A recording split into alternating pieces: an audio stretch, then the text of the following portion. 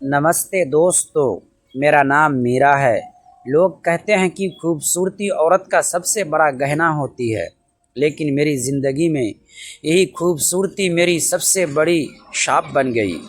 मैंने हमेशा सोचा था कि एक औरत के लिए सबसे सुरक्षित जगह उसके पति की बाहें होती हैं, लेकिन क्या हो जब वही बाहें आपको किसी और के बिस्तर पर धकेल दे।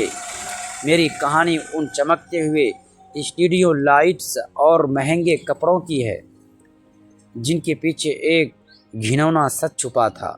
एक ऐसा सच जिसमें मेरा सौदा करने वाला कोई और नहीं, बल्कि वह इंसान था जिसके साथ मैंने 7 फेरे लिए थे। दोस्तों, वीडियो में आगे बढ़ने से पहले वीडियो को लाइक और हमारे चैनल को सब्सक्राइब ज़रूर कीजिएगा। दोस्तों, बहुत मेहनत से वीडियो बनाते हैं, इसलिए आप हमारे वीडियो को देखकर चैनल को सब्सक्राइब ज़रूर कीजिएगा। दोस्तों, चलते हैं आज की कहानी की तरफ। आज मैं आपको उस रात का सच बताने जा रहा हूँ जब मेरे पति ने अपने करियर के लिए मेरी आबरू को दांव पर लगा दिया।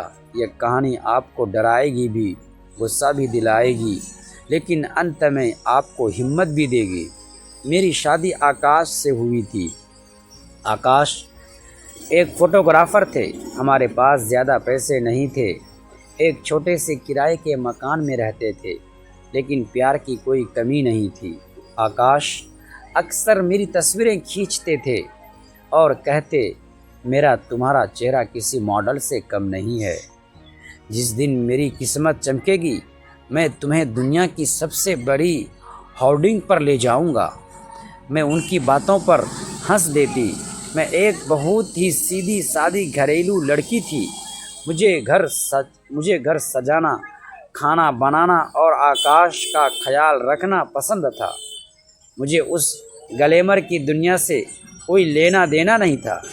लेकिन वक्त का पहिया घुमा। लॉकडाउन के बाद आकाश का काम पूरी तरह ठप हो गया। स्टूडियो का किराया देना मुश्किल हो गया। घर में राशन के लाले पड़ गए। आकाश की दिन ब दिन चिड़चिड़े होते जा रहे थे।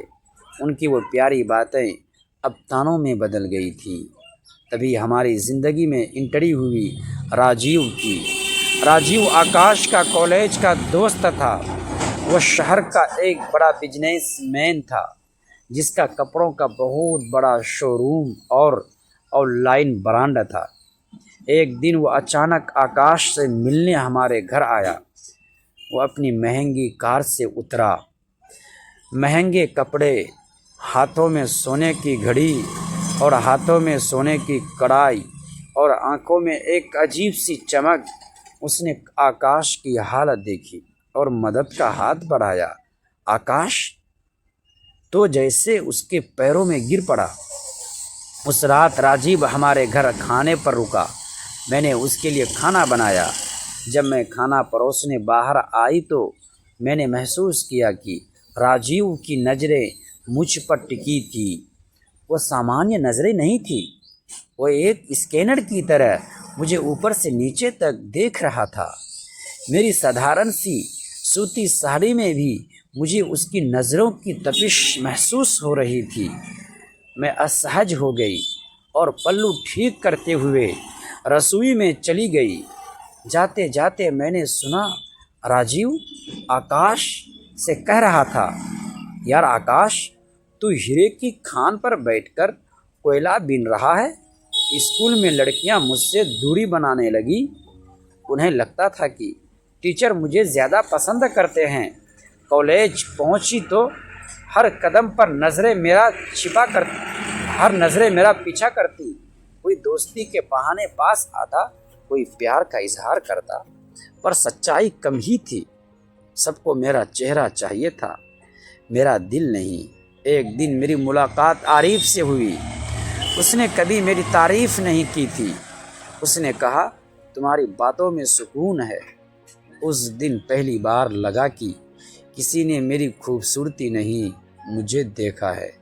हम दोस्त बने, फिर धीरे धीरे दिल जुड़ गए। लेकिन समाज की नज़रें यहाँ भी पीछा करती रही। लोगों ने अफवाहें बनाई इतनी खूबसूरत लड़की और एक साधारण लड़का, आरिफ पर ताने कसे गए। उसे छोटा महसूस कराया गया। वो मजबूत था, मगर बार बार की बातें इंसान को तोड़ देती है। एक शाम उसने कहा, सायरा, मैं तुमसे प्यार करता हूँ, लेकिन मैं हर रोज़ से ये साबित नहीं कर सकता कि मैं तुम्हारे लायक का हूँ या नहीं। उसकी आंखों में दर्द था। उस दिन मुझे समझ आया, मेरी खूबसूरती सिर्फ मेरी नहीं थी, वो दूसरों की सोच का बोझ बन गई थी। आज मैं आईने में खुद को देखती हूँ तो सिर्फ चेहरा नहीं देखती, मैं अपनी मजबूती देखती हूँ।